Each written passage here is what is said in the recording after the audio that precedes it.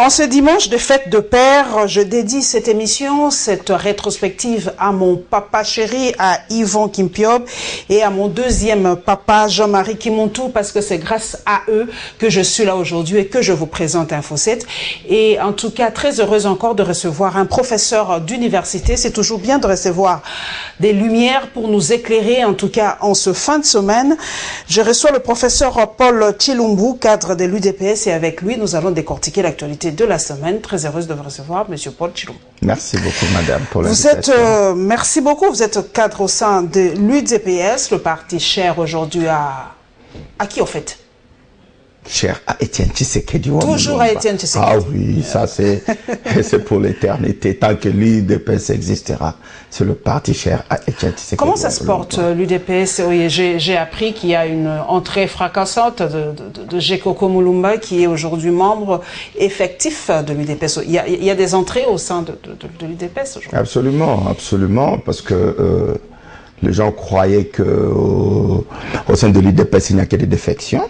Et la preuve est là, qu'il y a encore des Congolais qui aiment leur patrie et qui aiment leur parti, qui est l'UDPS. Et nous invitons par la même occasion tous les autres Congolais qui sont en train d'errer par-ci, par-là, qu'il y a encore de la place pour tout le monde au sein de l'UDPS. Le premier condensé, mesdames et messieurs, aujourd'hui, nous ouvrons vraiment par le volet un peu social et économique. Et comme vous le savez, mesdames et messieurs, le dollar est en train de monter en flèche. Merci à 3 Zoom Echo, donc Eric Chikuma, qui a lancé un appel aux économistes pour venir faire une table ronde par rapport à la dépréciation du franc congolais.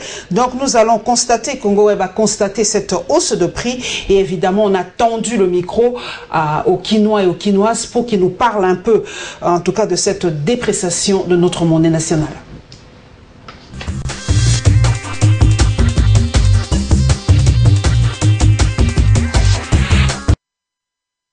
C'est une situation qui préoccupe la population congolaise.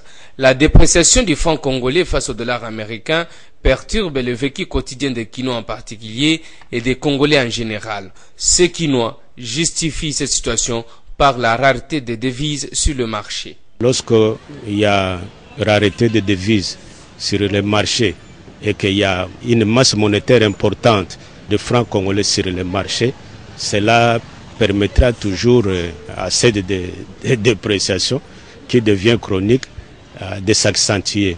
La rareté des devises, certes, qui ne va pas sans conséquences. Au niveau des hommes d'affaires, ça a des effets vraiment très très négatifs parce que ça joue sur l'effet d'anticipation. Ouais. Alors, tout homme d'affaires doit chercher à augmenter ses prix en avance pour échapper à la faillite. Vous allez voir, avec cette inflation, donc les petits Congolais là est tué à petit feu, c'est ce que je dis, à petit feu. Donc à tous les jours, il faut faire des calculs, donc les taux qui augmentent de jour au jour, on ne sait plus donc que se mettre au même diapason que les taux des dollars. La population invite ainsi les gouvernements à prendre des mesures idoines. Les autorités, surtout financières, monétaires, doivent chercher à mettre les mécanismes pour chercher vraiment donc à stabiliser cet agrégat qui est très important, qu'on appelle l'inflation. Au ministère qui gère le commerce et l'économie, de s'impliquer pour qu'il y ait une stabilité de la monnaie congolaise, pour que nous, les vendeurs, nous puissions nous retrouver. Puisse diminuer la fraude au niveau des douanes, essayer de canaliser toutes les recettes vers le trésor public. La situation économique en République démocratique du Congo va de mal en pire. Le regard de la population sont tournés vers le gouvernement Tshibala, ces derniers ayant reçu pour mission l'amélioration du social des Congolais.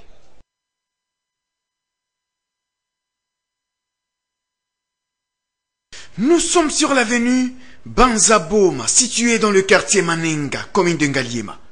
Ici, ces femmes exercent le petit commerce le long de cette artère afin de ravitailler les habitants de ce coin de la capitale. Depuis un certain temps, ces vendeurs sont confrontés aux difficultés causées par la dépréciation de la monnaie nationale, situation qui ne leur permet pas de réaliser des bénéfices.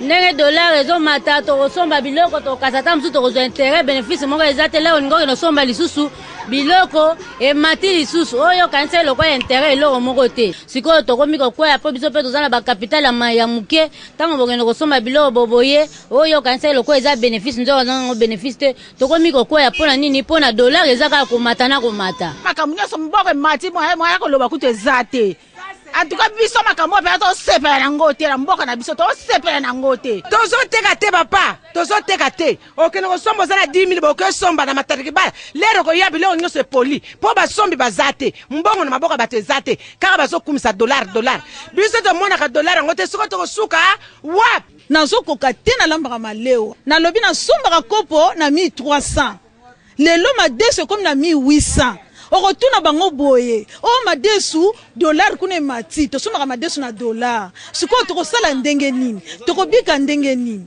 mbongo mobakisa eza te namemaki nombre nga namemaka nakomi kuna nakekuta changement nazongi na mbongo na nga sikoyo tozokende wapi papa tozokende wapi. Même situation pour cet homme vendeur dans cette quincaillerie. Ces derniers temps, vente eza à Tamukete. Prenons un exemple, un fonctionnaire. Bazo fouté 90 000. 90 000 représentait 100 $ à l'époque. Mais siko 93 000 commis 65 $. Siko va foutre 65 $. A biloko musu donc à cause sacrifier biloko musu. Moyen somba biloko musu ezate. Notons que ces vendeurs attendent du gouvernement Tchibala l'amélioration du social des Congolais tel que consigné dans les missions lui attribuées par le chef de l'État.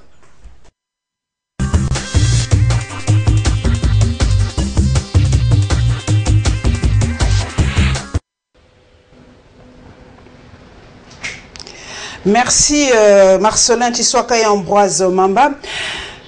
Professeur Paul Chilumbu, un internaute m'a dit de vous poser carrément la question. Est-ce que nous avons des politiques humains qui ont du cœur? Parce que est-ce qu'ils entendent ce cri des Congolais, des Quinois qui pleurent à longueur des journées? Est-ce que vous les attendez, vous les professeurs, l'élite congolaise? Madame, merci beaucoup pour votre question, mais c'est vraiment triste. C'est vraiment triste. Ce n'est pas seulement cet internaute qui vous a demandé de poser la question. Vous avez suivi toutes les mamans. La situation est générale. La situation est catastrophique. Le Congolais est réduit à sa plus petite expression. On vous dit, il y a des gens qui touchent encore 90 000 francs, l'équivalent de 65 $. Ce sont des pères de famille, ces gens. Mais le gouvernement Tchibala a quand même remonté. On va vous payer, selon le dernier budget, à 1420, si je ne me trompe pas. 1420, 1450. En tout cas, je vous dis qu'avec ce genre, il faut vraiment toucher du doigt pour croire ce qu'ils disent. Ils ne respectent jamais leurs engagements. S'ils le font, c'est bien, mais néanmoins, même celui qui touche 100 $ aujourd'hui, un père de famille, qui a 4 enfants, 5 enfants qui vont à l'école, madame, qu'est-ce que 100 $ peut représenter? Même s'il est payé autour de 140 000 francs, ça ne représente absolument rien. Ces gens ont totalement échoué. Vous savez, quelqu'un a dit, Mboka soki baby, Mosolo nangope, ekubeba, et longo. Et ça, c'est un baromètre pour montrer que rien ne marche au pays. Vous avez un pays qui importe tout, madame. Où est passé Boukangalonte? S'il vous plaît, dites-nous. Nous sommes quand même des Congolais, nous sommes des contribuables. Nous avons le droit de savoir où est passé Boukangalonte. On nous parlait de plus de 400 millions de dollars investis. Alors, lorsque vous importez tout, vous n'exportez rien. C'est tout à fait normal. Comment est-ce que vous aurez les devises, les dollars américains? Professeur Chilombo, nous avons eu Matata Ponyo qui avait en tout cas fixe. En fait, le taux du dollar était fixe sous Matata Ponyo à 90-92 $. C'était pendant un long moment. Le cadre macroéconomique était vraiment fixe. Aujourd'hui, nous comprenons. Est-ce que Matata Ponyo, dites-nous franchement, vous êtes aussi professeur, vous êtes une élite. Est-ce que Matata Ponyo nous a trompés? Est-ce que ce taux-là était fictif? Et aujourd'hui, comment on ne comprend pas le dollar? C'est presque à 1500. Un dollar vaut 1520 francs aujourd'hui. Mais madame, comment Matata madame, on ne triche pas. On ne triche pas avec la science. Vous pouvez tripatouiller les chiffres comme vous voulez. La vérité finira par vous rattraper. La situation que nous sommes en train de vivre maintenant, présentement là, c'est Matata. Matata est parti, il a Matata, vidé les caisses de vite. l'État. Madame, vous pouvez, je dis, vous pouvez tromper les gens pendant un moment avec des chiffres que vous inventez. À un moment, ça va vous exploser à la figure. C'est ce que nous vivons aujourd'hui. Mais c'est clair, même les notions élémentaires, moi je ne suis pas économiste de formation, je m'excuse, mais ceux qui ont fait un peu d'économie politique, ils savent que la loi de l'offre et de la demande, il n'y a pas de devises sur le marché, il y a trop de demandes. C'est tout à fait normal. Lorsque vous ne vendez rien, et le peu de ce que vous vendez, vous amenez dans les paradis fiscaux, qu'est-ce que vous attendez? Qu'est-ce que vous attendez? Et moi, je suis convaincu que la situation va aller de pire en pire. Donc, moi, je dis seulement ceci. Ce que nous vivons aujourd'hui, c'est une situation planifiée. Elle est planifiée. Planifiée par qui? C'est comme mais par le gouvernant, madame. Qui pille ce pays? Qui vend des carrés miniers à des prix vides pour revendre demain 1000 fois, 2000 fois plus? Ce sont les dirigeants de ce pays. Ce n'est un secret pour personne. Suivez tous les rapports. Dernièrement, il y avait le rapport Bloomberg. Vous avez suivi ça? Il y avait le dernier rapport de Kofi Annan avec sa commission. Madame, ce pays est saigné à blanc. Il y a de l'argent dans ce pays. Il y a de l'argent. Moukoko vous disait que il y a autour de 15 à 20 milliards de dollars qui échappent à l'État chaque année. Le professeur Moukoko Samba. Le professeur Moukoko Samba. C'est pour vous dire quoi? Nous avons un sérieux problème de gouvernance.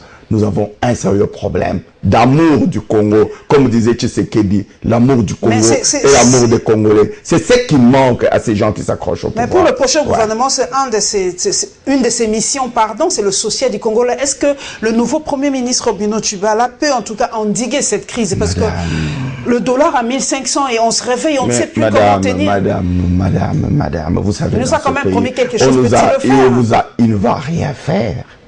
Les mêmes causes produisent les mêmes effets, madame. Tshibala n'est pas un magicien. Le social, c'est depuis 2010 qu'on nous a promis le social par président Kabila. Où en sommes-nous jusqu'aujourd'hui? C'est depuis, on a décrété l'année 2010, l'année du social. Le Congolais ne sait ni se nourrir, ni se vêtir, ni envoyer ses enfants à l'école, encore moins se soigner. Mais qu'est-ce qu'on peut attendre de ces gens? Ils ont échoué et ils ont échoué sur tous les plans. Qu'est devenu le 5 chantiers, madame? Qu'est-ce qui marche en fait? C'est mieux à la révolution de la modernité. Oui, mais qu'est-ce qui marche? C'est mieux à la révolution de la modernité, vous le savez bien. Mais c'est ça, révolution de la modernité. Vous révolutionnez quelque chose qui n'existe pas. Révolution de la modernité. Vous êtes en train de révolutionner une modernité qui n'existe pas. L'énergie, elle est où? Pour votre modernité. Nous sommes tout le temps, et d'ailleurs, je vois beaucoup de gens qui publient sur les réseaux sociaux quand ils sont dans le noir, mais nous sommes tous dans le noir. Aujourd'hui, vous ne pouvez pas créer une entreprise à Kinshasa ici, vous allez l'alimenter avec quoi? Vous comprenez? C'est de la farce. En 2011, ils nous ont mis des affiches ici, avec des TGV, des tramways, n'est-ce pas? Des bateaux extraordinaires. Mais où en sommes-nous? Est-ce qu'on peut faire le bilan de leur gestion aujourd'hui, madame? Voilà, nous prenons le deuxième volet, mesdames et messieurs, c'est la célébration de l'an 1 de l'acte de Jean-Val et le communiqué de la société civile par rapport à l'évasion de prisonniers. Comme vous le savez, mesdames et messieurs, chers followers, cette évasion continue à alimenter les débats au sein de la classe politique et nous vous proposons donc ce deuxième condensé avec plus de détails.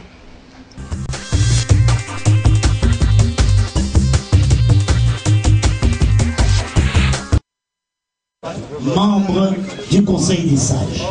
Deux rassemblements dans deux lieux différents mais pour une même commémoration, l'an 1 de l'acte de Jean-Val.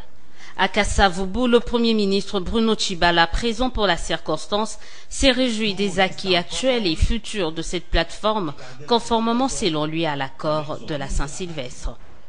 Un an après sa création, le rassemblement a obtenu des progrès significatifs en faveur de notre peuple.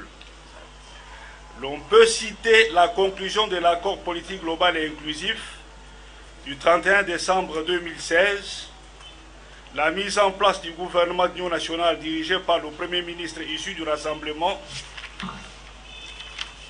à ma personne, et bientôt la mise en place du CNSA qui sera présidé par notre camarade Joseph Oulengankoy Mukundi, comme le prévoit l'accord politique du 31 décembre 2016. Du côté de l'IMT, l'on estime qu'un an après, l'heure est à la remobilisation pour obtenir l'alternance d'ici décembre 2017. Les élections ne sont donc pas un don promis ou à promettre suivant le bon vouloir d'un acteur politique de quelque bord que ce soit au peuple souverain. En ce 10 juin 2017, le rassemblement a 1 an d'existence. L'heure a donc sonné pour nous de nous remobiliser comme un seul homme. Pour ce faire, nous annonçons que le rassemblement entre en conclave pour élaborer une nouvelle feuille de route qui va baliser son action jusqu'au 31 décembre 2017, date à laquelle des élections présidentielles, législatives et locales doivent avoir été organisées dans notre pays. On dirait que ces deux ailes du rassemblement n'ont désormais plus rien en commun, si ce n'est le nom rassemblement. Pourtant, tous deux se revendiquent comme les héritiers du combat d'Étienne Tshisekedi. Ce qui semble évident, c'est la divergence de leurs idéaux politiques.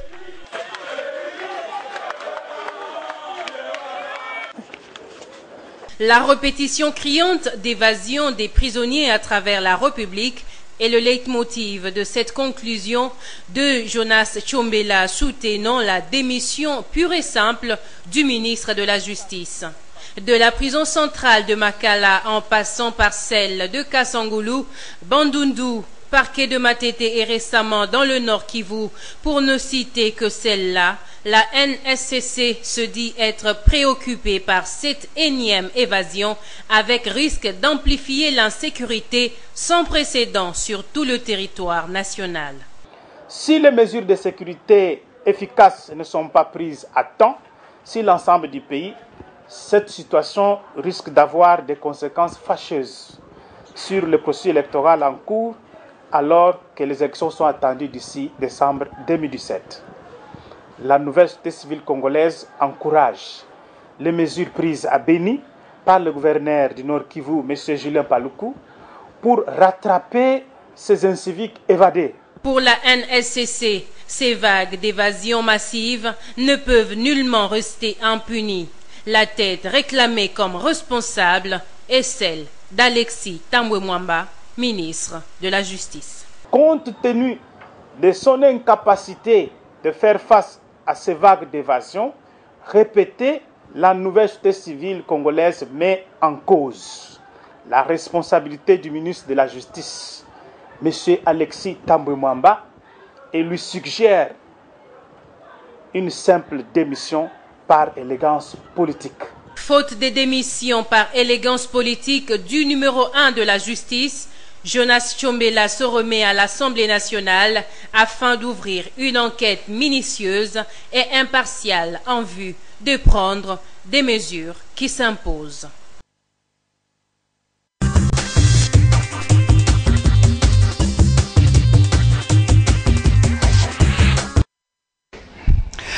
Paul Tshilumbu, le nom cité ces derniers temps, c'est Alexis Tambwe Mwamba. En tout cas, je crois qu'il est plus connu aujourd'hui après Jésus-Christ.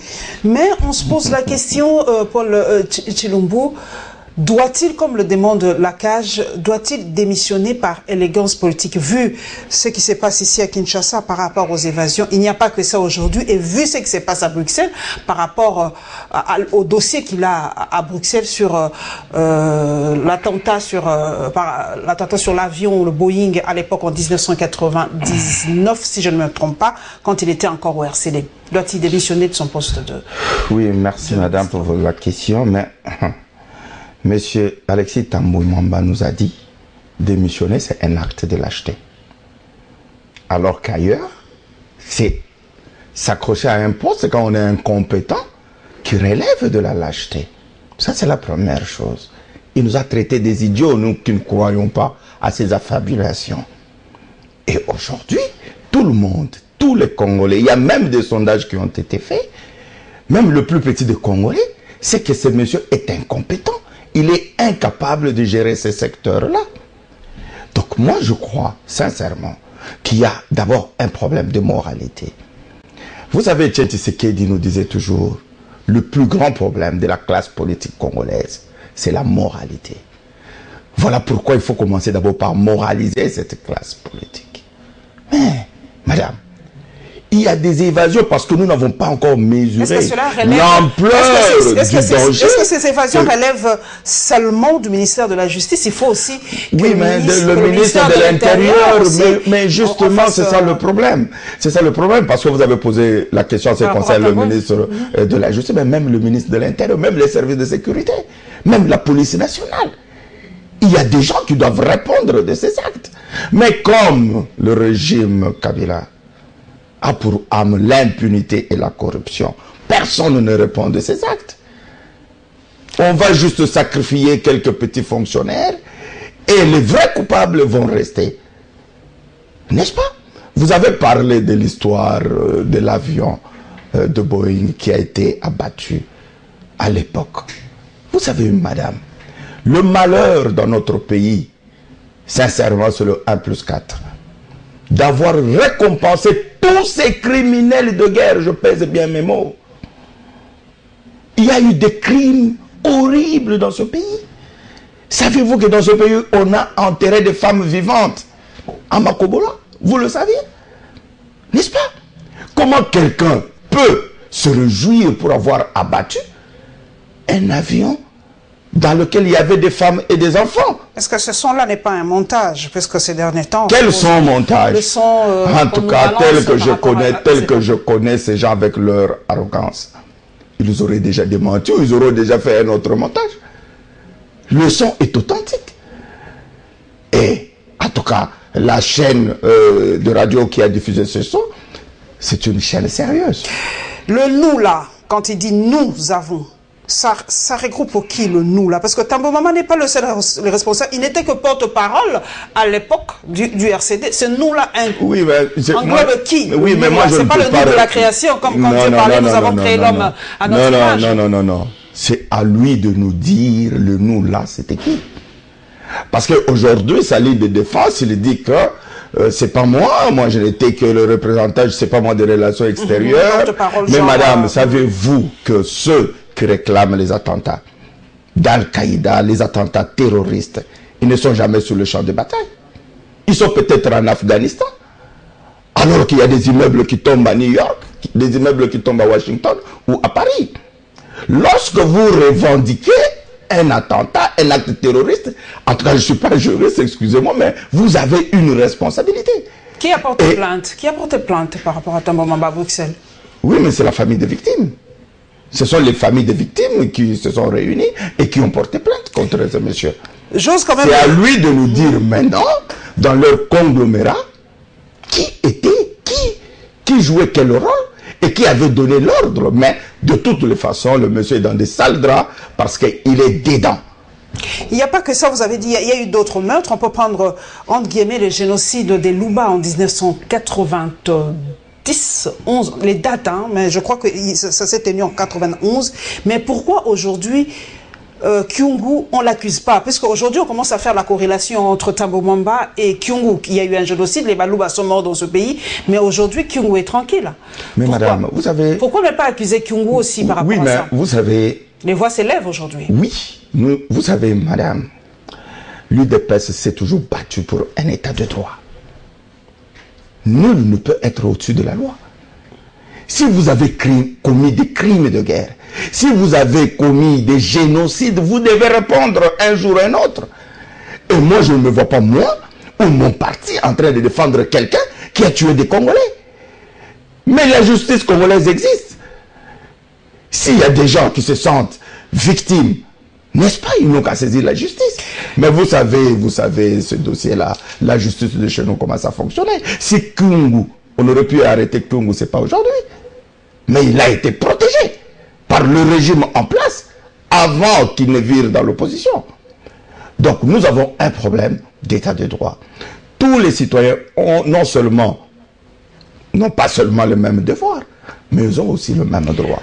Nul n'est au-dessus de la loi. L'acte 1 de Jean Val, c'est une réussite aujourd'hui, Jean Val? C'est là que c'est déjà une année presque.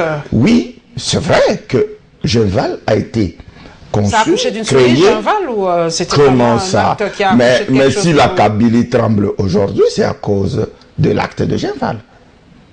Tous les malheurs qui leur arrivent aujourd'hui, vous sentez les gens en train... Il y en a qui ne dorment même plus. Il y en a qui ont fui la télé même. C'est à cause de Genval. Non, je crois que l'acte de Genval était un acte... C'était une association, un rassemblement bien réfléchi par le président Tshisekedi et les autres compatriotes qui étaient autour de lui, parce que l'objectif principal était d'obtenir l'alternance politique sans effusion de sang, sans armes à la main. Le conclave se tiendra bientôt absolument. Pour tracer la absolument, la feuille de route. Nous allons élaborer notre feuille de route, n'est-ce pas? Et puis, surtout remobiliser nos troupes sur terrain, parce que n'oublions pas que l'accord de la Saint-Sylvestre doit être respecté et le 31 décembre, il doit y avoir des élections dans ce pays. C'est ce qu'a dit Félix Tshisekedi sur TV5. La question qu'on se pose aujourd'hui, Félix Tshisekedi est-il pour un troisième dialogue ou sera-t-il à la fin nommé Premier ministre? Parce que c'est ça, en fait, c'est ça la question clé.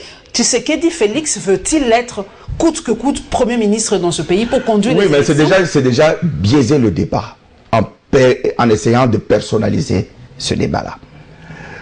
La position de Félix Tshisekedi, c'est la position du rassemblement. Et la position du rassemblement est connue de tout le monde. Nous tenons mordicus à l'accord du 31 décembre 2016. N'est-ce pas? Ça, c'est la première chose. Et cet accord a été mué en une résolution des Nations Unies, la 2348. Qui veut que cet accord soit respecté? Si, peut-être parce que Félix a été désigné, même si quelqu'un d'autre pouvait être désigné, mais le respect de l'accord veut qu'il y ait le Premier ministre soit du rassemblement, du vrai rassemblement. Et je crois que vous suivez partout les voix qui s'élèvent. Mais quand les autres, la MP dit déjà, par exemple, que Tchibala est du rassemblement, mais vous voulez, ça sera qui? Oui, mais c'est de la farce. On ne va pas changer de Premier ministre tous les 3 mois. J'ai dit aussi que c'est de la farce, mais il faut aussi que la presse nous aide. Il ne faut pas alimenter de tels mensonges. Si vous lisez l'acte de Genval, il y a 9 composantes qui ont constitué l'acte de Genval. Le rassemblement, c'est 9 composantes. Et toutes les composantes, madame, toutes les 9 composantes sont alimentées avec Félix Tshisekedi, avec Pierre Lumbi. Mais de quoi on parle maintenant? Les autres dont que vous citez le nom, Tchibala, Léolin, Nkoyut, mais ils représentent quelle composante? C'est la question qu'il faut poser. Ils se disent c'est de la farce. Être du rassemblement, Paul. Mais le fait d'être du rassemblement ne veut pas dire que vous engagez le rassemblement. Je suis désolé. Vous savez, à Genval, il y avait combien de membres là-bas? Mais tous ne siègent pas au niveau du comité des sages. Ça veut dire que chaque plateforme était représentée. Olenganko, il représente quelle plateforme? Parce que sa plateforme était représentée par Martin Fayulu. Tchibala, il représente quelle plateforme? Sa plateforme était représentée par Etienne Tshisekedi. C'est pour vous dire qu'ils font de la farce. De toutes les façons, il n'y a pas d'autres issues. Il n'y aura jamais de troisième dialogue. Ça, vous pouvez me croire. Le dialogue que nous avons fait, la mise en application de l'accord du 31. De l'accord du 31, nous allons rentrer à la Senco pour signer les arrangements particuliers et mettre en œuvre l'accord du 31. Je ne veux pas terminer ce condensé, Paul Tshilumbu, sans parler de ce phénomène. Les originaires d'eux, nous avons suivi dans les réseaux sociaux et dans d'autres journaux télévisés que le Premier ministre a été reçu par les originaires du Grand Kasaï. Je ne suis pas tribaliste, je ne suis pas régionaliste, mais de voir votre nom, Paul Tshilumbu, vous êtes du Grand Kasaï. Alors, doit-on retomber toujours dans ce phénomène des originaires d'eux? Donc, moi qui ne suis pas originaire, je donne mon exemple pour ne pas citer d'autres, qui ne suis pas originaire du Grand Kasaï, je ne peux pas célébrer ou commémorer ou féliciter Bruno Tshibala, parce que je ne suis pas du Grand Kasaï. Oui, mais madame, je crois que ce sont des attitudes totalement rétrogrades. Il faut quand même que les gens puissent s'élever. Vous êtes au sommet de l'État, il y a beaucoup qu'on attend de vous. Ces originaires-là dont on parle aujourd'hui, toutes ces grandes gueules du Kasaï, mais on est en train de décimer leur peuple. Le Kasaï est en deuil. Madame, on vous dit, il y a plus de 42 charniers. Il y a plus de 1 300 000 déplacés. déplacés qui sont en train d'errer dans les savants, dans les brousses, sans aucune assistance. Et vous êtes en train de sabrer des champagnes. Est-ce que cet argent, on ne pouvait pas donner ça aux... Ah, mais c'est la question qu'on se demande. Et d'ailleurs, où est passé le grand Kassai? Mon frère, Denis Kambaï, il est où aujourd'hui? Toutes ces grandes gueules. Jean-Bert Mans Congolo, il est où? N'est-ce pas? Claude Machala, il est où? Tchala Mouana, Kananga, Malandrachi. Mais on est en train de décimer votre peuple et vous êtes en train de sabrer le champagne ici. C'est totalement irresponsable. Raymond Chibanda, il est où? Ils sont prêts à organiser des fêtes. Mais personne, je dis bien personne n'est prêt, n'ose lever le ton pour condamner ce massacre de ce peuple kassaïen. Nous revenons dans l'économie, mesdames et messieurs. Nous allons parler de l'examen de budget de l'ECOFIN par la Chambre haute au Sénat et la conférence sur la récapitalisation des banques en République démocratique du Congo.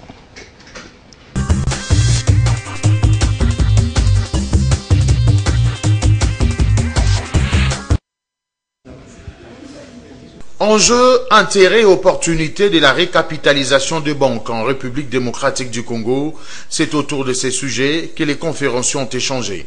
La RDC a décidé le relèvement du capital minimum de banque. Il devait passer de 10 millions à 30 millions de dollars en septembre 2016. À la fin de l'année, le capital minimum passera à 50 millions de dollars, d'où les inquiétudes des différentes banques et partenaires internationaux. Mais ce que nous avons constaté aujourd'hui, c'est que le montant de cette recapitalisation est bon, mais le timing n'est pas bon. On a beaucoup de problèmes exogènes, non économiques, qui affectent l'économie congolaise et qui font en sorte que les gens sont un peu nerveux par rapport à l'implémentation de ce taux dans les délais requis par la loi. La situation économique du pays ne favorise pas le relèvement du capital minimum de banque en RDC. Les orateurs du jour ont présenté à l'assistance les différents éléments de blocage, notamment l'inflation de la monnaie locale. Les banquiers membres de la Chambre de commerce américaine au Congo préconisent que le délai soit revu, que le montant soit revu au regard du cadre macroéconomique dans lequel on opère aujourd'hui. Vous savez, Bobo, que il y a 6 mois, le taux n'était pas à 1400.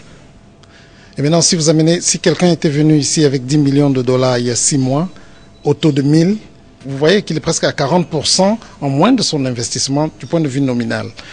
La récapitalisation de banques vise entre autres la résilience de banques. La mesure est-elle encore applicable en RDC? Réponse. Je crois qu'il faut y aller par palier. Nous avons toujours fait cela par palier, donc de manière progressive. Maintenant, progressif, la Banque centrale a donné une solution, mais est-ce que en 2 ans, toutes les banques commerciales peuvent augmenter leur capital de 10 à 30 et dans 2 ans et 2 ans plus tard, augmenter de 30 à 50. Je crois que là, il y a un problème, donc il faut revoir la vitesse d'augmentation de ce capital et peut-être le montant également. L'on constate par ailleurs qu'aucune banque n'est venue s'implanter en RDC depuis 2010. Certaines ont été placées sous l'administration de la Banque centrale, à l'instar de la BIAC. La FIBank est par contre en voie de liquidation.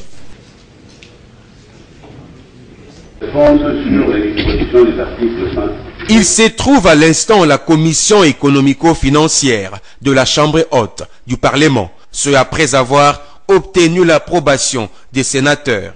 Le projet de loi de finances pour l'exercice 2017, jugé recevable par les sénateurs, va subir quelques réaménagements avant son adoption. Étape qui a été précédée par son examen au cours d'une plénière du reste dominical, laquelle a permis aux élus des élus de faire quelques amendements du projet après sa présentation par le ministre d'État en charge du budget, Pierre Kangoudia. Ce gouvernement est un gouvernement des missions. Ces missions sont au nombre de 4, à savoir organiser les élections dans le délai, arrêter la dépréciation monétaire et l'inflation qui sont à la base de la dégradation des conditions de vie de la population, affronter le défi sécuritaire et enfin consolider la cohésion nationale. Un exercice parlementaire qui n'a pas laissé les sénateurs sans réaction. Les prévisions budgétaires basées sur d'autres prévisions n'épargnent absolument rien. Donc, le taux d'accroissement résultant de la comparaison entre les prévisions de 2013 à celles de 2016 ne mesure pas l'évolution réellement du budget 2017. Monsieur le ministre d'État, à mon avis, la meilleure façon de procéder pour déterminer le taux d'accroissement du budget 2017 par rapport aux moyens de chaque. En 2012, le dollar, le pavillon dollar, les réalisations 1,7 milliard peuvent réellement résoudre tous les problèmes que nous connaissons maintenant, principalement la tenue des élections dans le délai. À noter, ce projet du budget prend en charge l'organisation des élections, l'amélioration du social des Congolais et va garantir la sécurité sur l'ensemble du territoire national.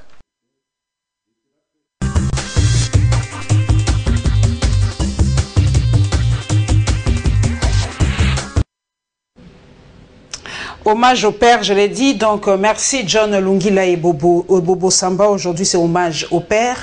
Donc, l'examen du budget ECOFIN au Sénat, comme vous l'avez suivi, pour vous, ce budget semble quand même réaliste. On a quand même augmenté un tout petit peu, Paul Tshilombo. Il ne faut pas être négativiste. Non, mais le budget est réaliste par rapport à quoi? Par rapport aux besoins du pays? C'est réaliste par rapport à quoi? À notre réalité, on n'a que ça. Quelle réalité? Une belle femme ne donne que c'est que là. La RDC oui, ne mais peut donner que ça. Une belle femme voleuse, une belle femme voleuse, même lorsque vous lui donnez $50 pour faire la cuisine, elle va voler $30. On vous dit que, on vous a parlé de coulage de recettes. 15, 20 milliards qui échappent à l'État. Mais c'est ridicule, vous êtes encore à un budget de 4 milliards, 6 milliards de dollars. On vous a parlé de Panama Papers ici. Plus de 15 milliards dans les paradis fiscaux. C'est-à-dire, dans ce pays, il y a des gens plus riches que l'État. Il y a des gens à eux-mêmes qui ont amassé 4 fois le budget du Congo. Et vous nous dites que 4 milliards, c'est réaliste. C'est réaliste par rapport à quoi? Vous allez continuer toujours à payer nos fonctionnaires $50. N'est-ce pas? Nos policiers $70. Mais c'est ridicule. Qu'est-ce que vous pouvez faire avec 4 milliards pendant que l'armée angolaise a un budget d'autour de 13 milliards de dollars? N'est pas la RDC, mais nous sommes plus riches que l'Angola, madame. Jusqu'à quand nous allons compter? Mais ça fait 20 ans maintenant, 20, je ne sais pas combien d'années que... Nous sommes un pays post-conflit, vous le savez. Nous avons des poches de foyers de tension par-ci, par-là, à l'Est, au Kasaï aujourd'hui. Voilà. Donc, ça, ce sont pas les mêmes réalités. C'est souvent des prétextes des incompétents. On ne vient pas au pouvoir pour se plaindre, madame. On vient au pouvoir pour résoudre des problèmes. Lorsque vous êtes au pouvoir, vous n'avez que des prétextes sur prétextes. Entre-temps, vous-même, vous vous enrichissez scandaleusement. Mais madame, vous devez être condamnée. Par rapport aux banques aujourd'hui, il y a encore une banque qui a fait faillite, je crois, c'est la FIBank.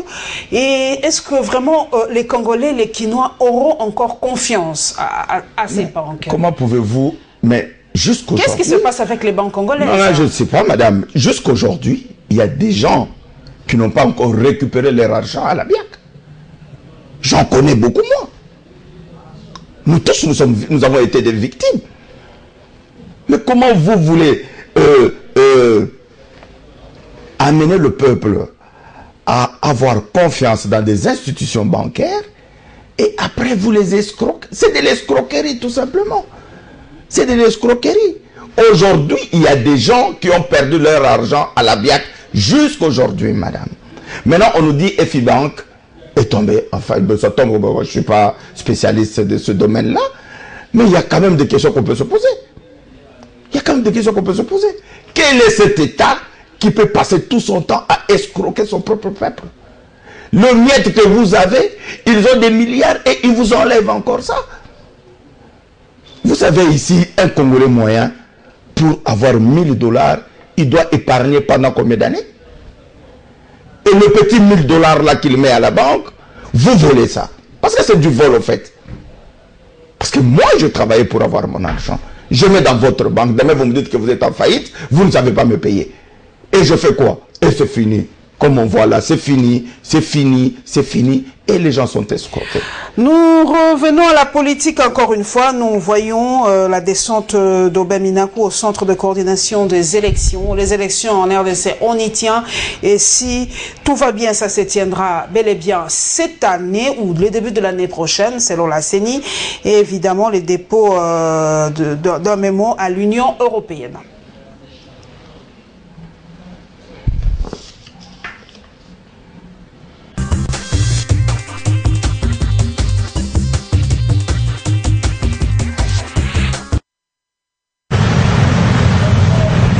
Ce lundi s'annonce très mouvementé à Kinshasa, mieux au siège de l'Union européenne.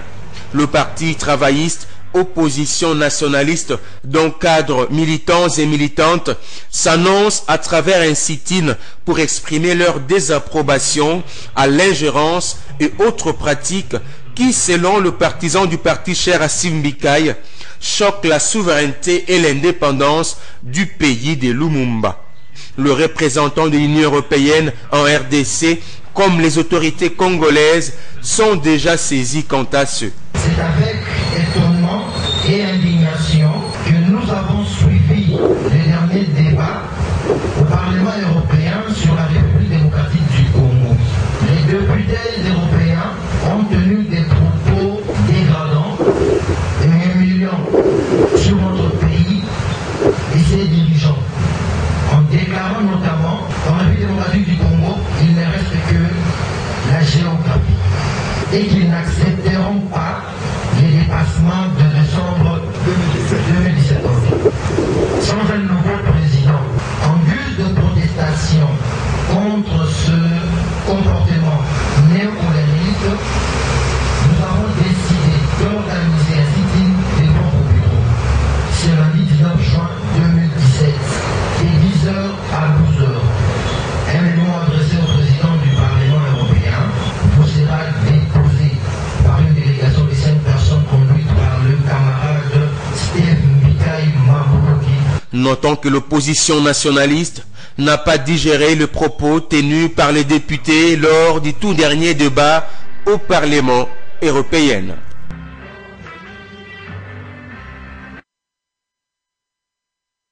Il s'est agi d'une visite d'inspection. Le secrétaire général de la majorité présidentielle, le stratège Minakou, a tenu à palper du doigt l'évolution de travaux amorcés ici, au centre de coordination des élections de la majorité présidentielle. Aubin Minakou a d'abord visité les locaux et différents compartiments de ce site. Pour le secrétaire général de l'AMP, ce centre est une démonstration de la volonté du chef de l'État de conduire la RDC vers des élections porteuses de la paix et non génératrices du chaos. À en croire Minakou, sa famille politique n'a pas peur des élections. Elle se prépare pour rafler toute la mise, de la base au sommet. Voilà pourquoi il encourage le membre de ce centre à peaufiner de stratégies devant permettre à la majorité présidentielle de gagner les élections à tous les niveaux. Des éloges au chef de l'État n'ont cessé de tarir de la bouche du secrétaire général de l'AMP. Aubin Minakou a rappelé aux membres du centre de coordination des élections les réalisations de Joseph Kabila. Le passage du secrétaire général de l'AMP a tonifié le membre de ce centre, Justin Omelela, coordonnateur du centre de coordination des élections de l'AMP, a saisi l'occasion pour inviter sa famille politique à s'enrôler massivement.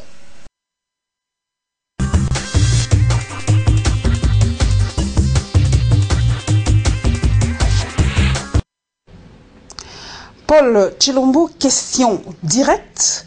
Est-ce que l'UDPS a peur des élections? L'UDPS, madame, réponse directe. L'UDPS n'a jamais eu peur d'élection et l'UDPS n'aura jamais peur d'élection.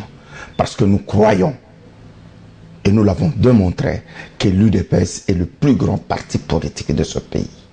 Nous aurons peur de qui?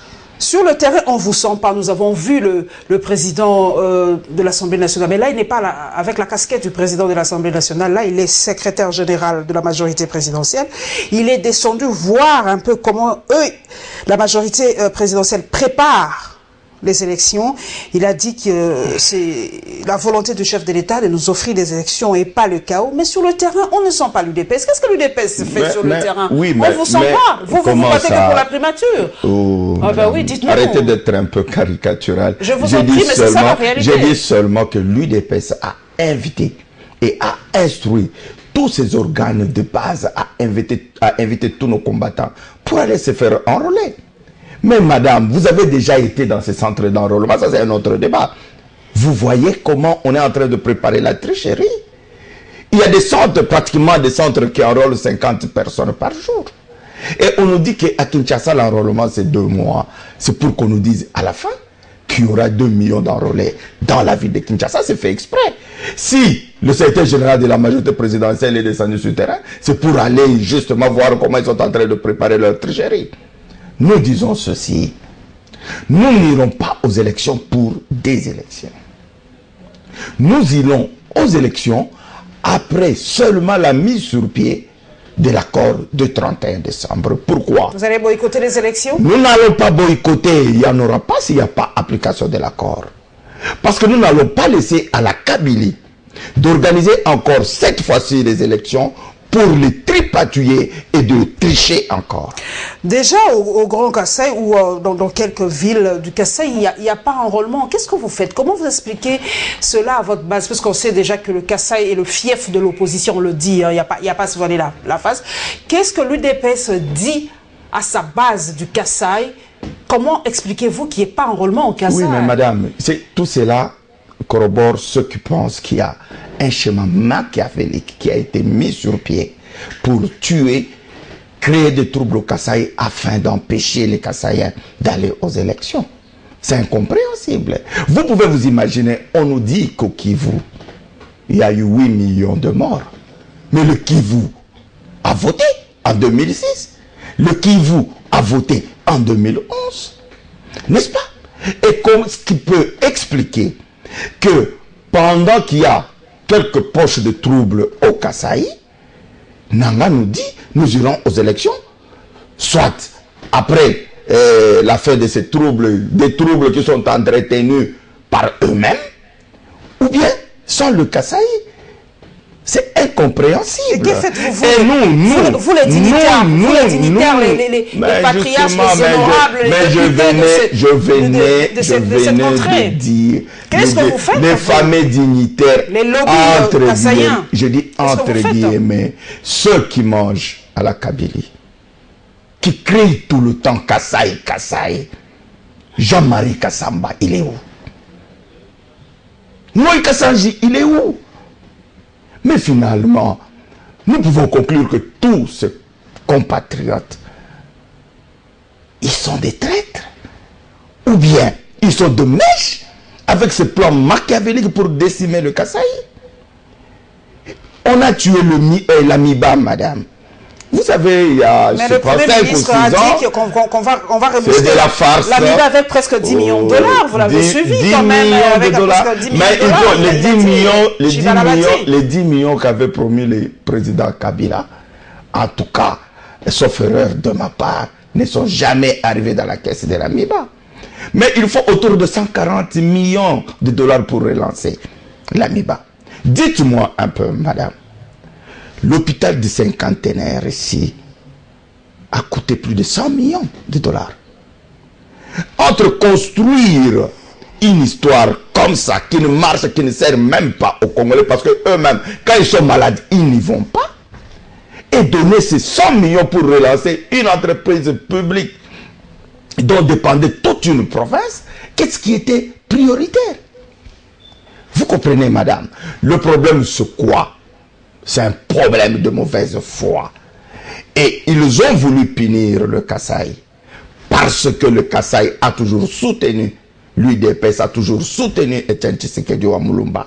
C'est la raison pour laquelle le Kassai se meurt. En tuant les Kassaïens, c'est quand même trop fort. Mais les preuves sont là, madame. On vous dit 42 fausses communes. On vous dit il y a plus de 1,3 million, peut-être les gens ne comprennent pas, c'est pratiquement la moitié de Congo-Brazzaville. 1,3 million femmes, enfants, qui sont en train de errer. Et il y a des gens qui sabrent des champagnes ici. Heureusement qu'il y a des archives. Tamboulman ne s'imaginait jamais qu'un jour, n'est-ce pas, ces déclarations qu'il avait faites allaient le poursuivre. Et tous ces archives, nous allons les garder. Voilà ces fils qui font la honte du Kasaï. Pendant qu'on est en train d'exterminer votre peuple, pendant que vos femmes, vos enfants sont violés, vous êtes en train de sabrer des champagnes, de danser le moutouaché ici. Quelle irresponsabilité. Nous avons suivi aussi le parti de Steve Mbika et le PT par rapport au dépôt de cette mémo devant l'Union européenne. A-t-il raison de crier à l'ingérence, trop d'ingérence de l'Union européenne, trop d'ingérence des Américains? Trop, c'est trop, on doit Madame, agir. vous savez, quand on parle du nationalisme, c'est aimer sa nation. Quand on aime sa nation, on aime son peuple. Quand on aime son peuple, on lui donne à boire, on lui donne à manger, on lui permet de se faire soigner, on lui donne un salaire décent. C'est ça être nationaliste. Pas ce nationalisme de pacotille. N'a-t-il pas raison aussi de dire que non, ils s'ingèrent trop dans les affaires internes, oui, les sanctions qui tombent à tout bout de champ, on sanctionne les politiques congolais, oui, on sanctionne mais nous, le dollar, l'économie, nos banques là sont presque menacées par rapport au dollar. Pourquoi nous faisons partie des Nations Unies? C'est le peuple qui... Pourquoi nous signons des conventions internationales? C'est le peuple qui trinque, Pochi. J'ai dit ceci. Pourquoi nous signons des conventions internationales? Par exemple, sur la protection des droits de l'homme. Pourquoi? Et vous voulez dire quoi? Parce qu'on est souverain? On peut massacrer son peuple et que personne n'intervienne. Mais il y a eu une commission qui a été faite et les résultats ont été connus. On a établi certaines responsabilités par rapport vous ne pouvez pas être juge et partie, madame. Vous voulez une commission internationale neutre? J'y arrive. Vous savez l'élément sonore sur Kankou, l'honorable, qui a circulé ici, daté de quelle époque? Août 2016, madame. Août 2016. Et il semble même que cet élément audio a été auditionné par l'ancien vice-premier ministre, ministre de l'Intérieur, pour ne pas le citer, Évariste Bochab. Mais ils étaient au courant qu'il y avait des massacres qui se préparaient. Il y avait des politiciens à Kinshasa qui tiraient des ficelles. Qu'est-ce que l'État a fait pour protéger son peuple? Et par là, vous dites que vous êtes nationaliste. Mais madame, sincèrement, j'allais dire, allez vous faire voir. Mais je retire le mot. Voilà, nous continuons, mesdames et messieurs, nous prenons les réactions par rapport aux deux ministères, ministère de l'Essu et ministère de Pêche et Élevage. Ils étaient tous à l'Assemblée nationale. Plus de détails dans ce énième condensé.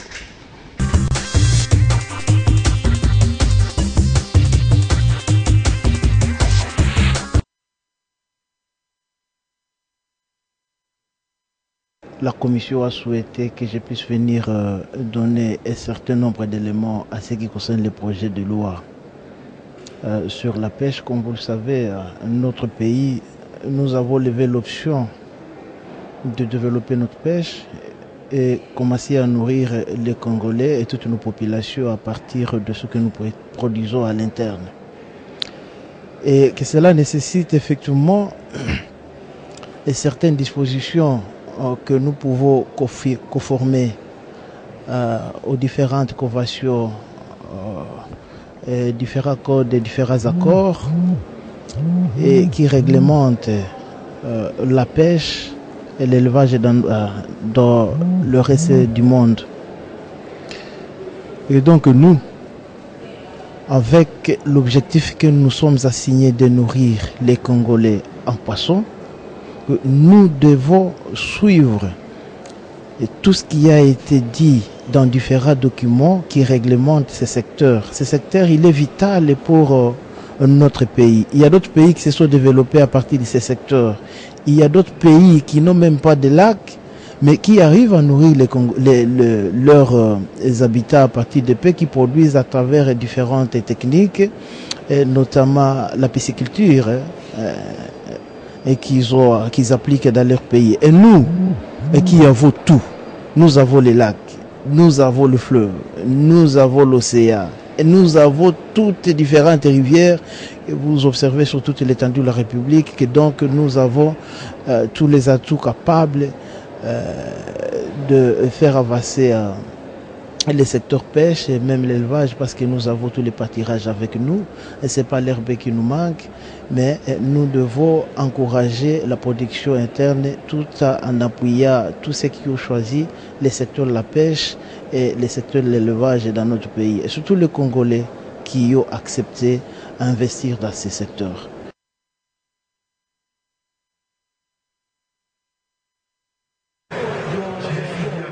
C'est ce mercredi que le ministre de l'ESU va revenir à l'Assemblée nationale. Ici, Steve Bikaï est de nouveau attendu pour répondre aux questions des élus, lui posées au cours d'une plénière, initiée dans le cadre d'une question orale avec débat, dont l'auteur n'est autre que le député national, Boris Kumbu. Ces derniers voulaient en savoir un peu plus sur, entre autres, l'utilité de la carte biométrique. Les députés sont très intéressés par mon secteur, ce qui me fait beaucoup de plaisir. Je crois que certaines questions ont été posées par manque d'informations. Nous allons de 48 heures chercher à y apporter des réponses. Les réformes ne sont pas toutes faciles à accepter par tout le monde, il y a toutes des résistances. Je pense qu'après toutes ces réponses, ils vont parvenir à comprendre que ce que nous faisons, c'est pour l'intérêt de notre enseignement. À noter, cette démarche du reste parlementaire intéresse au plus haut point les étudiants congolais, dont quelques-uns avaient effectué les déplacements du Palais du Peuple. C'est une innovation, c'est pour la première fois dans toute la République démocratique du Congo qu'on puisse avoir une carte d'étudiant biométrique. Non, le ministre, on doit le laisser faire son travail. Parce qu'il y a eu de ceux-là qui sont passés qui n'ont pas agi comme lui. Il a mené une innovation. Nous comprenons qu'il y a de ceux-là qui aiment souvent empêcher les innovateurs. Steve Mbikaï, c'est un innovateur. Moi, je l'encourage pour ça.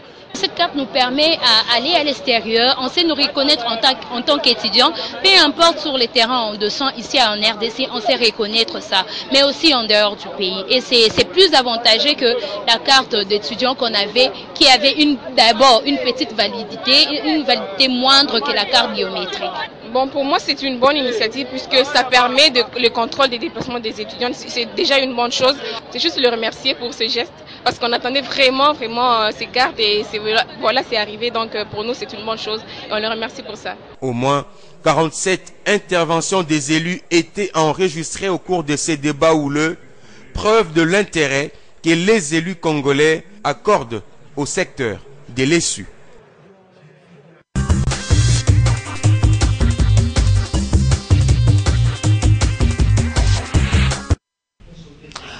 Je suis avec un professeur d'université. J'aimerais bien avoir votre point de vue par rapport à cette fameuse carte biométrique qui fait couler beaucoup d'encre et de salive.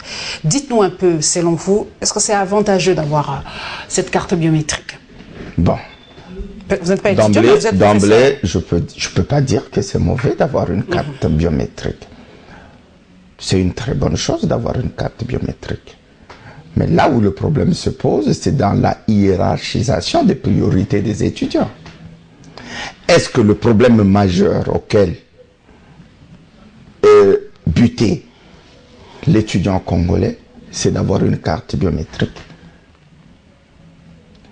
Est-ce qu'aujourd'hui, combien de parents sont-ils capables de payer, contribuer à payer les professeurs dans les universités?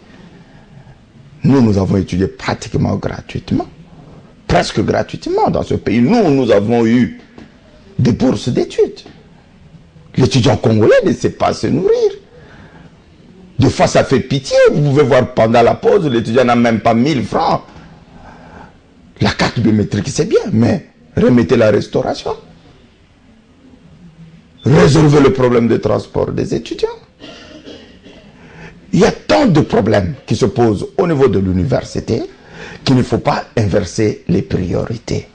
Nous voulons bien que les étudiants aient des cartes biométriques, mais ce n'est pas ce qui fait. C'est pas la priorité. Ce n'est pas la priorité. C'est pas la priorité. Il faut que l'étudiant paye le Minerval comme nous le payions à l'époque.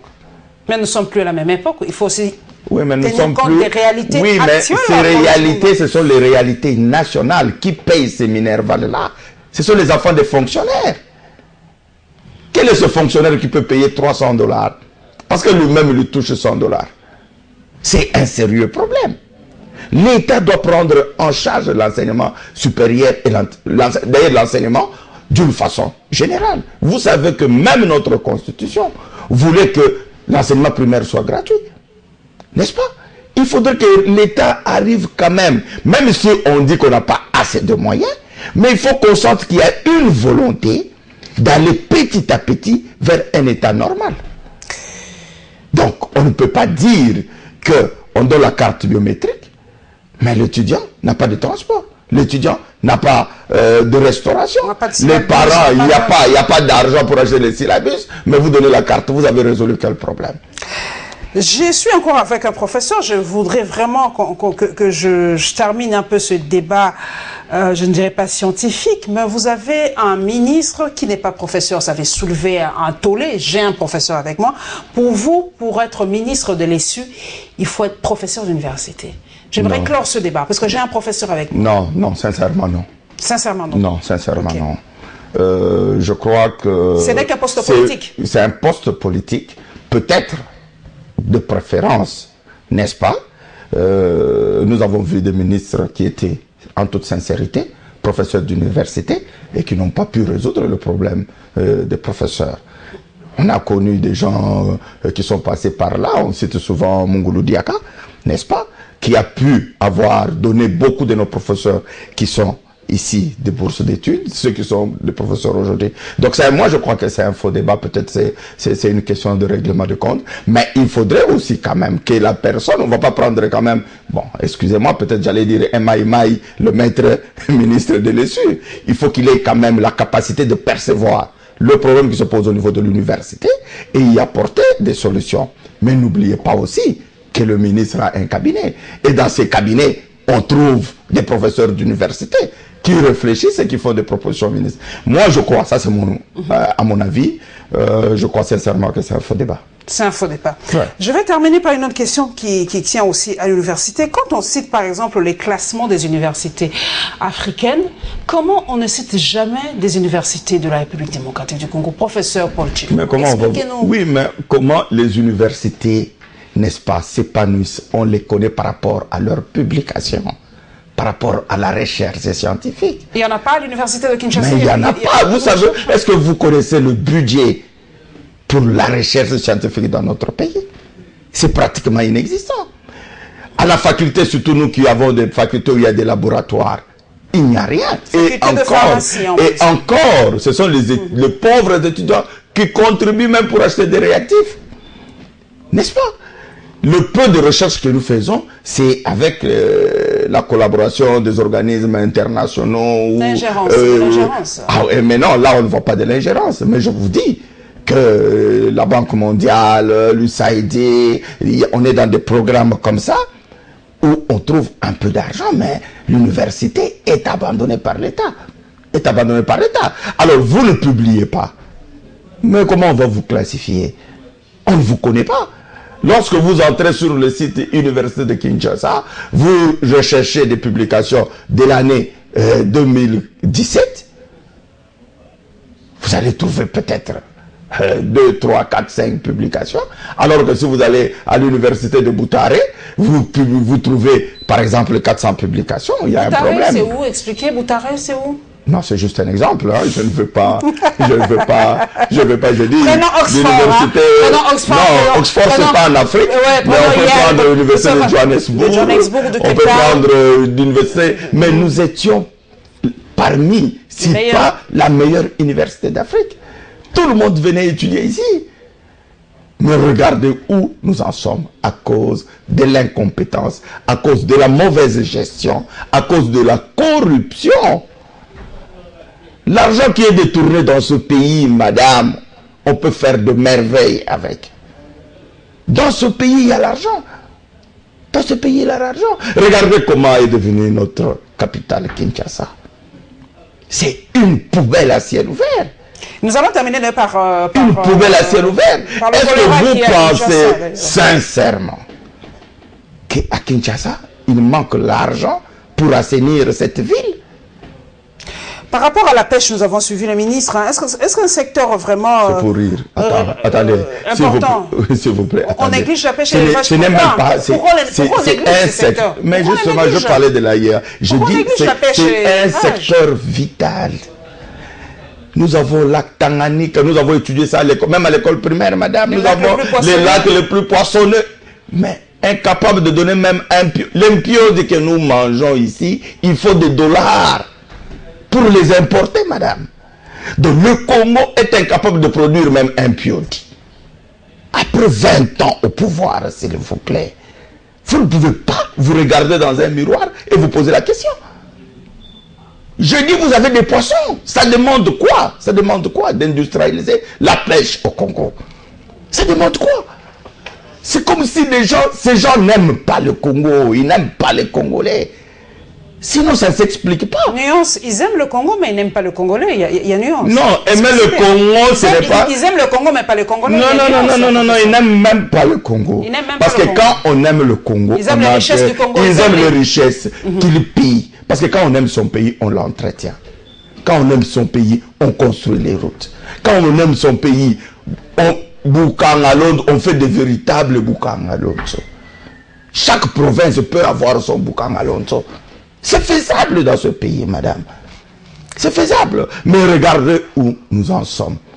Piodi, je dis bien Piodi, alors qu'il y a des couches de poissons dans les lacs ici dans ce pays, des poissons qui meurent de vieillesse. Mon Dieu. Nous allons terminer. Vous avez effleuré déjà ce cas. En tout cas, le choléra bat son plein à Kinshasa. En tout cas, c'est revenu cette maladie. Nous allons en parler pour clôturer cette info 7 de ce dimanche et le lancement de la campagne Brisons le complexe par rapport aux albinos.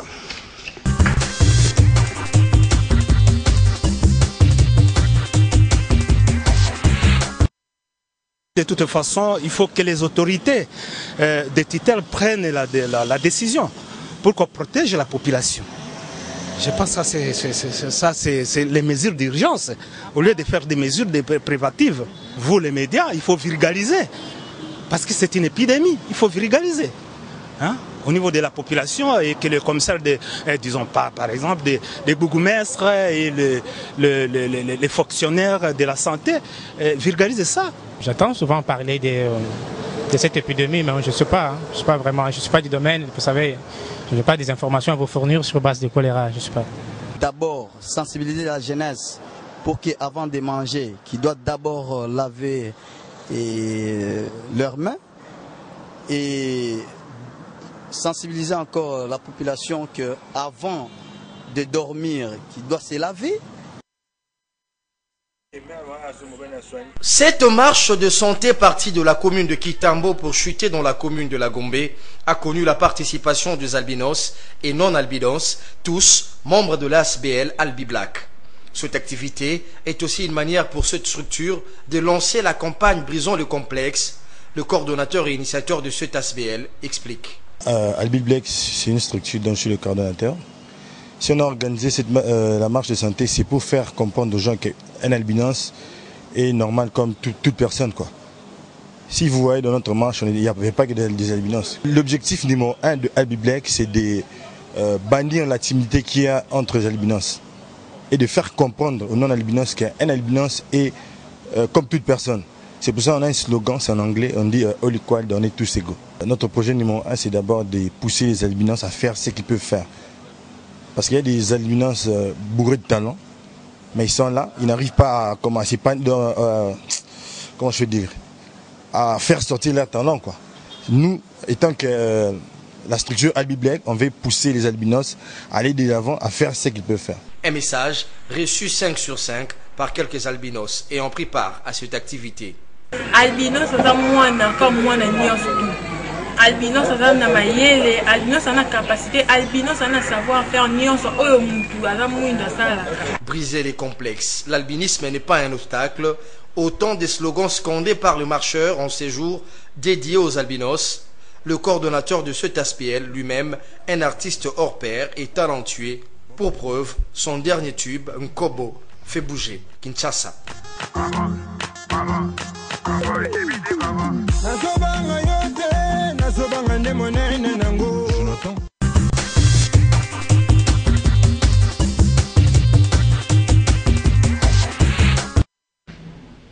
Heureuse d'être avec un pharmacien avec nous. D'où provient le choléra, professeur Paul Chilombo?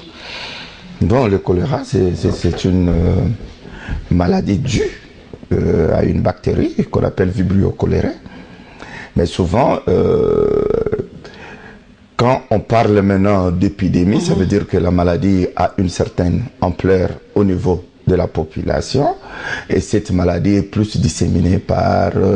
il y a enfin, la malpropreté qui favorise la dissémination de ces bactéries à travers la ville, à travers les individus. Et pour notre ville de Kinshasa, c'était tout à fait normal selon vous que c'était prévisible. Il y a aussi la fièvre typhoïde d'ailleurs qu'on appelle la maladie des mains sales. Vous comprenez? Donc ce sont vraiment des maladies de malpropreté. Et lorsque vous avez ce genre de maladie dans une ville, ce sont de mauvais indicateurs pour montrer que la ville est très sale. Et chez nous, nous déplorons justement toujours la négligence avec laquelle on traite les affaires de l'État. Les gens s'en foutent totalement. C'est une affaire de santé publique. C'est une question de santé publique. Le choléra, ça tue, madame. Et surtout les enfants, vous allez faire la diarrhée, vous allez vous déshydrater. Il y a beaucoup d'enfants qui perdent leur vie. Mais regardez, l'État, il fait quoi? Il sert à quoi? À crier nationalisme? Vous n'êtes même pas capable d'enlever les poubelles chez vous? C'est vraiment triste, madame. Que doit-on faire pour prévenir cette maladie, professeur? Oui, mais il faut d'abord commencer par soigner ceux qui sont malades, prendre des mesures d'hygiène. N'est-ce pas qu'il faut laver, il faut sérieusement laver les mains, ce n'est pas seulement pour la choléra, mais pour toutes les autres maladies, il faut éduquer, apprendre à vos enfants. Chaque fois qu'ils reviennent de l'école, le premier réflexe, c'est d'aller laver les mains. Ils saluent les gens, beaucoup de gens vont dans les toilettes, ils ne se lavent pas les mains, et souvent ce sont des microbes qui sont au niveau du tube digestif. Ça veut dire que quand quelqu'un quitte les toilettes, il ne prend pas le temps de laver ses mains, il peut contaminer, et puis l'autre il va acheter le morceau de pain, il le met dans la bouche, et voilà, c'est parti. Donc il y a des mesures d'hygiène qu'il faut prendre, mais il faut aussi assainir l'environnement. On ne peut pas trouver normal, c'est devenu normal, la saleté. On vit dans la crasse à Kinshasa, et ça n'émeut personne. C'est ce qui est terrible. Nous allons tous trépasser. Regardez dans toutes ces communes périphériques, même en plein centre. Même dans le centre-ville, c'est pas même dans le centre-ville. Donc c'est un hein. problème, c'est vraiment une urgence. C'est vraiment une urgence. Il faudrait que ceux qui ont cette responsabilité puissent prendre la mesure de la situation et proposer des solutions idoines. Sinon, je vous dis que nous sommes tous perdants dans cette histoire. Non seulement perdants, mais nous pouvons tous tomber malades, nous pouvons tous attraper ces bactéries, nous ou nos enfants. Vous avez suivi la campagne contre le brisement du complexe par rapport aux albinos. Pour vous, comment, en plein 21e siècle, professeur Paul Chilombo, les gens ont toujours peur des albinos? Comment expliquez-vous cela? Non, mais je crois même que actuellement la situation a quand même évolué. Vous savez, le problème des albinos, c'est juste des préjugés. Les albinos, ce sont des êtres humains comme vous et moi. Donc, il faut justement essayer d'expliquer aux gens. Et j'encourage et je félicite ces compatriotes qui font beaucoup d'efforts pour montrer aux autres qu'ils sont normaux comme tout le monde. Bravo à toi aussi, Yann Mambou, oui, il faut arrêter la stigmatisation. C'est ça, la stigmatisation. La stigmatisation des albinos, ce sont des êtres humains comme vous et moi. Ils peuvent se marier, ils peuvent avoir des enfants. Il y a des albinos qui sont très belles, très beaux. Ils existent, donc ce sont des êtres humains comme tout le monde. Il faut seulement les encourager à briser ce complexe et eux-mêmes à se comporter comme des gens normaux. Vous êtes pharmacien, est-ce qu'il y a-t-il des médicaments pour combattre? Est-ce que l'albinisme est une maladie, au fait? Non? Non, l'albinisme n'est pas une maladie, mais il y a un déficit au niveau génétique, n'est-ce pas? au niveau de leur peau, ils ne savent pas produire la mélanine. C'est ça justement, c'est le manque de mélanine qui fait que l'albinos soit un teint clair, n'est-ce pas? Il n'y a pas de médicaments, mais sauf qu'on peut entretenir sa peau pour qu'elle soit jolie, qu'elle soit présentable, qu'il n'y ait pas beaucoup de plaies, n'est-ce pas? Mais qu'elle soit bien présentable. Je suis avec un pharmacien, je m'y attarde parce que nous vivons avec eux. Est-ce qu'il y a des gens qui pensent que c'est contagieux? Je ne sais pas, expliquez aux gens. Non. Est-ce qu'un albinos, pardon, avec une femme noire de peau peut faire des albinos, ou c'est comment ça se passe? Si la femme noire a un gène d'albinisme dans son sang, ça veut dire quoi? Si vous, par exemple, vous êtes une femme noire, mais vous avez eu un parent ou un ancêtre qui a été albinos, il vous donne le gène parce récessif, comme on dit, oui, il vous donne ce gène-là qui ne s'exprime que lorsqu'il est à l'état, comment on dit, homozygote, je crois. Donc, il faut un A plus un A pour faire l'albinisme. Mais vous pouvez être porteur de ce gène-là sans être albinos. C'est pourquoi, si vous allez épouser aussi une famille ou une femme qui a aussi ce gène-là, et lorsque vous mettez ensemble, l'enfant a le petit A de papa, a le petit A de la maman, en ce moment-là, vous produisez l'albinos. Mais un albinos peut épouser une femme normale, et si cette femme-là n'a pas de gène d'albinisme, il n'aura pas d'albinos. Un albinos plus un albinos ne donne pas forcément un albinos, ça. Non, pas forcément, mais il y a une grande probabilité de faire des albinos. Ouais. Nous allons terminer parce que moi j'ai une amie qui souffre de vitiligo, donc elle était noire de peau, mais elle commence à perdre de sa mélanine. Elle se plaint, se demande que doit-elle faire pour combattre cette maladie. C'est une maladie incurable ou c'est fini? Elle risque de devenir tout albinos. Non, elle ne devient pas albinos, mais là vraiment vous n'êtes pas en consultation, selon vous allez payer les frais de consultation. Je crois ce qu'il faut. Elle doit voir un médecin, son dermatologue. Comme ça se soigne le vitiligo? Oui, ça se soigne, mais ça dépend à quelle étape ça se trouve déjà. Mais ça peut se soigner. Ça peut se soigner, mais sinon si c'est déjà grave, vous avez déjà perdu et c'est fini. Sauf que on peut stopper la progression. Voilà, très heureuse en tout cas d'avoir été avec vous, prof Paul Chilumbu. Merci d'être passé à la barre. Merci encore une fois à tous les pairs de Congo Web Télévision. Donc merci à Maurice Gigandou, Freddy Kipimo, Alain Bolikangu et Rassis Loubanzou. En tout cas, ton nom, je le massacrerai toujours. Merci aussi et bonne fête à tous les pères de la République démocratique du Congo, spécialement à ces pères qui souffrent dans leur chair, au Kasaï, à l'Est, qui voient leurs femmes violées, leurs filles violées, leurs filles en tout cas. Je pense à ce père qui souffre deux fois en silence, parce que les hommes, deux fois, n'expriment pas leur souffrance. En tout cas, courage à tous les pères de la République démocratique du Congo pour votre courage. Vous vous battez pour nous, vous nous donnez une bonne éducation, vous nous amenez en tout cas à manger et tout. Courage à tous les pères et au père numéro 1 de Congo Web Télévision, Gabriel Chabani. Bonne fête à toi, à Gilbert Biladi, à Dou Jésus Bélédu, à tous les pères de Congo Web Télévision, à tous mes followers et followers sur les réseaux sociaux. Et une fois de plus, je leur ai dit, je dédie cette émission à mon premier amour, mon père Yvon Kimpiop, le père par excellence pour moi. Et on se retrouve le dimanche prochain, Inch'Allah.